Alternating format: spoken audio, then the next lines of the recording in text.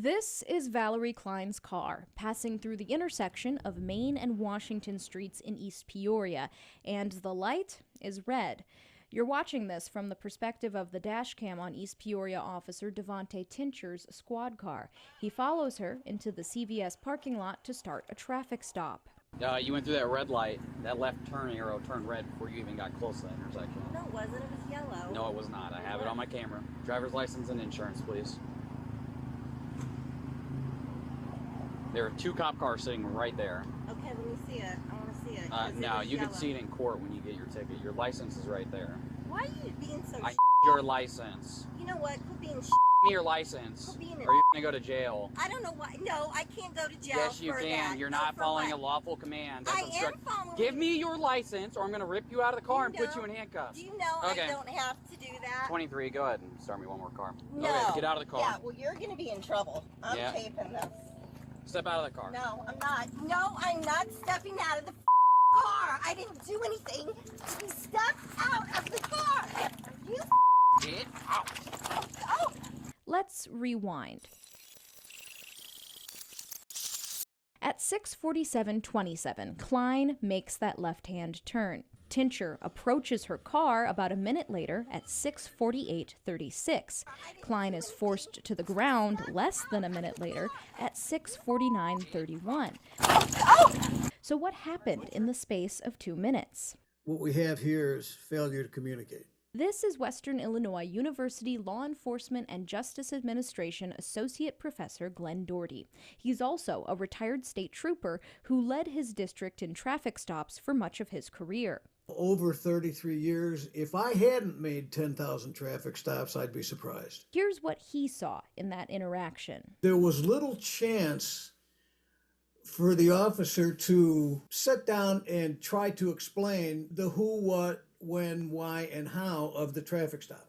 I would have tried to ascertain why they're being like they are, what is causing them to be as aggravated as they are, as argumentative. Klein is charged with resisting arrest, a criminal misdemeanor. She wrongly asserts in the video that she cannot be arrested for a traffic stop. While it isn't a crime to run a red light, there's very little wiggle room when it comes to resisting arrest. When an officer asks for identification and your driver's license, you pretty much gotta hand over your driver's license. When you refuse, technically you've disobeyed a police officer, and if he wants, it's time to go to jail. Doherty said sometimes you have to spell out the consequences and use what he calls verbal judo. May I see your driver's license? No, I'm not going to give you my driver's license. Okay? You do realize that if you don't give me your driver's license, you're disobeying the lawful order of a police officer. Is there any way I can get you to give me your driver's license? Well, these police, they have it stacked against you when you're pulled over. You don't have the right to resist a lawful command. That's for you to sort out later. Jeff Hall prosecuted traffic and misdemeanor cases early in his law career, and since 2008 has worked as a defense attorney in Peoria. He always advises clients to do everything an officer says within reason. That we need to be polite when we're pulled over, even if we're having a bad day. The police officer could be having a bad day. The difference is that they have a gun, and they have a radio, and they can call a whole group of people to come and support their position. Klein's husband filed a complaint the next day, which Police Sergeant Tony LaHood warned might happen just before 4 in the morning, the day after Klein's arrest. 25 News asked Chief David Catton for an interview regarding this story. Over the phone, he said he would prefer we didn't pursue this report. In a statement, he says officers must alert the department whenever they use force, and the incident is then reviewed by a panel within the department. We obtained the official complaints through a Freedom of Information Act request of Tincher's personnel file.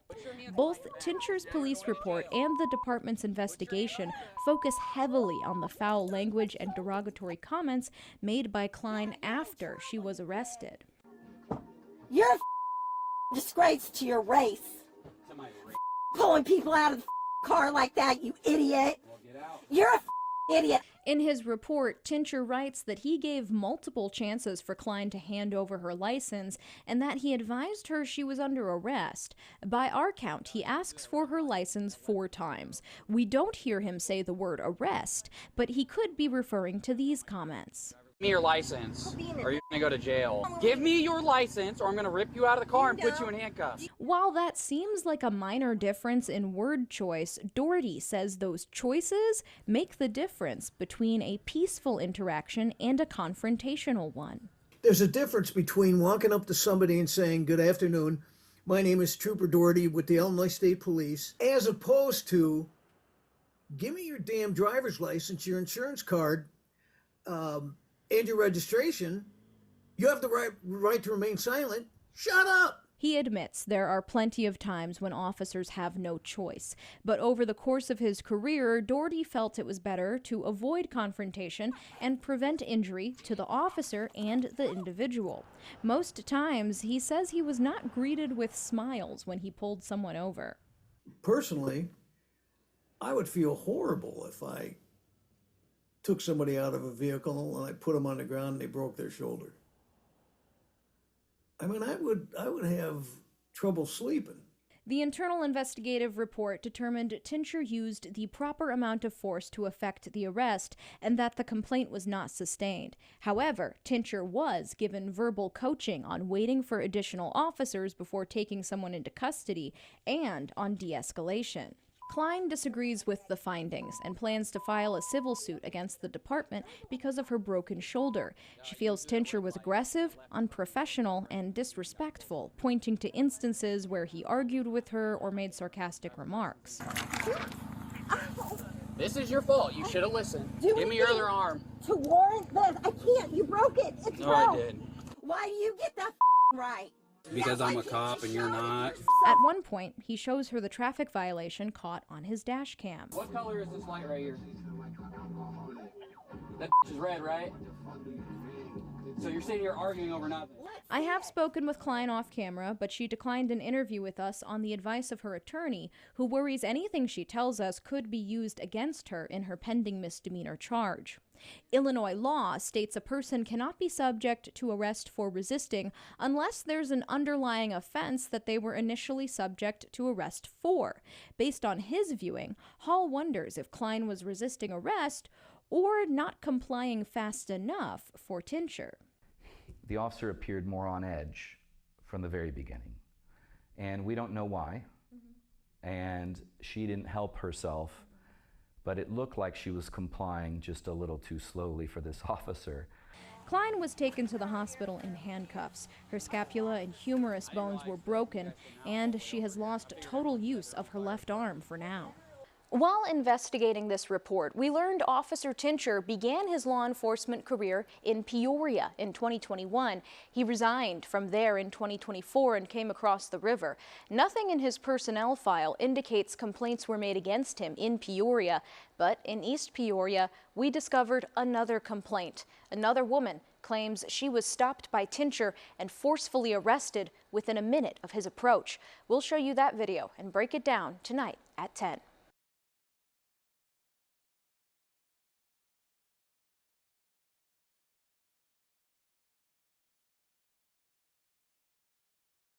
Once again, you are seeing the streets of East Peoria through the dash cam of Officer Devontae Tincher. This video is from October 15th, 2024, around 1:30 in the afternoon. In the top left corner, a white van appears to roll through a stop sign at Stanford and Edmond Streets behind the Caterpillar facility. What are you doing, lady? Tincher follows this white van, which parks in a driveway nearby. The driver is in the process of exiting her car when the stop begins. Yeah, you didn't stop at that stop sign. No, you didn't. The woman, Jonna Munson, argues she did stop at the stop sign and walks towards the blue house. Hey, get back in the car. I'm not gonna do it. No, Yes, you I are. already told Okay. you. then Don't turn- touch me. Don't touch me. You're on camera, dude. You better get off me. No, you better get the up off me. God. Ground. Let's rewind again.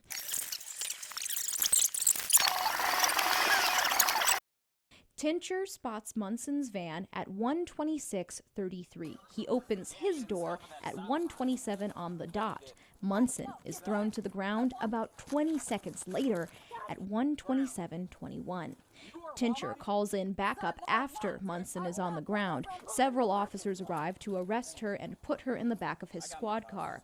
For attorney Jeff Hall, who has practiced both sides of the law in Central Illinois since 2004, Munson was already out of her vehicle, likely giving Tincher cause for her arrest. Now, whether or not that's a crime right there of not getting back in the car, that's getting more in the iffy, but it could be obstruction. But Dr. Glenn Doherty, a Western Illinois University professor with decades of police experience, thinks it may not have been clear to her what was going on. Did he make it clear enough to her that she would understand that she's violating a police order?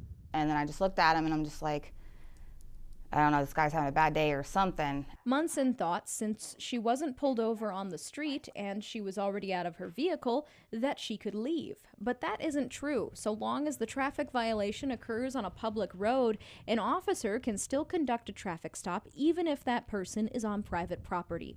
Munson filed a complaint in person a few days after the incident. Just like the traffic stop with Valerie Klein, the East Peoria Police Department investigated this use of force. Munson makes claims that don't bear out in the video. She insists the officer placed his knee on her neck, which does not appear to happen. The internal police investigation fully denies those claims. Because of where the body camera is positioned on the officer, and because the altercation occurs out of sight of the dash cam, it's hard to see exactly how the takedown happens. In his police report, Tincher says he used a leg sweep to knock her to the ground. Munson argues he kicked her knee. She took this picture of a cut on her leg after she was released from jail. Doctors determined the impact gave Munson a concussion, and she says the effects lingered long after. My body felt like it was literally hit by a Mack truck. Within that week, my short-term memory, like I couldn't remember anything from the night before. Anytime I try to remember anything, my mind just went blur. Like my eyes and everything just blurred out. Unlike with Klein, the footage shows Tincher explaining what happened multiple times to other officers. I was going over there. She just blew through the stop sign. I flipped around, pulled her over. She drove into here and then got out the car. You can't do this. You can't. I'm like, okay. Like, well, I am. Get back in the car. No. Grabbed her. She would push me, and I went, whoop. Here's how he explained it to Sergeant David Horn. Flip the lights on, whatever. She gets out. She's like, you can't pull me over. I'm in my driveway now. I'm like, no, that's not how it works. Get back in your car. Da-da-da. She says, no. I'm like, yes, you are. No. I grab her. She pulls away, and then I slam her to the ground. Well, I tripped her.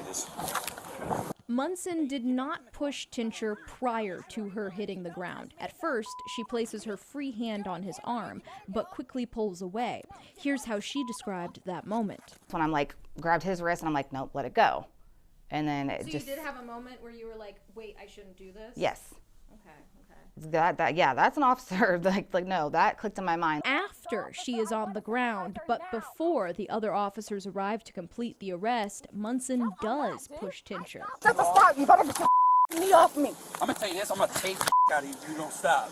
I've been in an abusive relationship, Okay. dude. You're not going to do this to me now. Get off me. Stop. No, I have Go to your PTSD. side. Get off me. Over to your side. I'll stand up. I'll cooperate. Go Get to your off of side. me. Munson has been in trouble with the law once before, not counting traffic tickets. She says she was arrested in 2018 over a domestic situation involving her abusive partner. Those records are sealed and not available to the public. Munson went to that house to pick up her son. She can be heard yelling to him, asking him to get an adult who could call for a commanding officer. She says the middle school boy saw it all happen. Like I remember looking up and I seen him standing there and he seen it. So I can just imagine how that traumatized him. He wanted to be an officer. He doesn't anymore. Sergeant Horn came to speak with Munson. In the video, you can hear him try to explain that she isn't exempt from a traffic stop on private property, but the conversation breaks down. You slam into the van before. You're not listening to me because he works for you. No, That's why. not what I'm doing. You're not listening to me because I you broke stopped. the law. No, I didn't. Okay? I never break the law. The internal investigation determined Tincher acted in a, quote, thoroughly professional manner, end quote. Just like with Klein's arrest, he can be heard making sarcastic comments to his fellow officers throughout the footage. She knows the law. She knows her rights, so that's usually how it goes.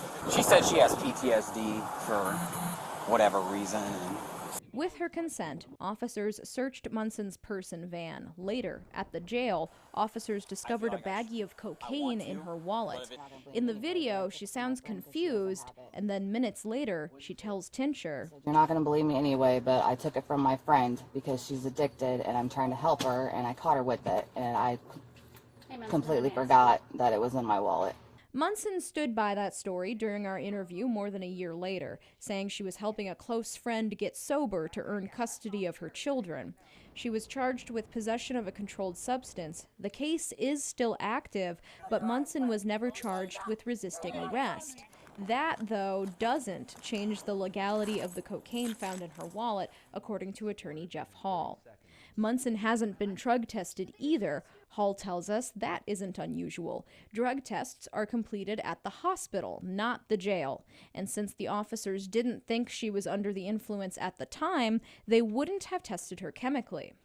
Munson initially planned to dispute the traffic ticket, but ultimately paid it. Her public defender offers plea deals for the drug charge. I'm not going to be able to keep up on all these fines and everything. I had a troubled teenagehood, like childhood, everything. And it's like 2018 was the last time I went to jail. And then now this happens. So it's backtracking me. She still frequently drives into East Peoria. Munson was actually pulled over once in the year since that arrest. I was an East Peoria officer. Kind, nice, followed me all the way to Peoria, but didn't do anything like that. I pray to God every time I'm driving through East Peoria, I don't see him and him just flip a switch just to come get me. Doherty considers public trust to be an important part of policing. It's a public trust. You should honor that position with being the best type of officer you can be. I know it's a stressful job, but police need to be leading by example with de-escalation. Both stressed it's important for officers and the public to see each other's humanity. We all struggle the same. We all bleed the same. Like, we're just people. Do you feel like he saw you as a person in that moment? No. What do you think he saw you as? His enemy. Like, it was somebody like he had to get.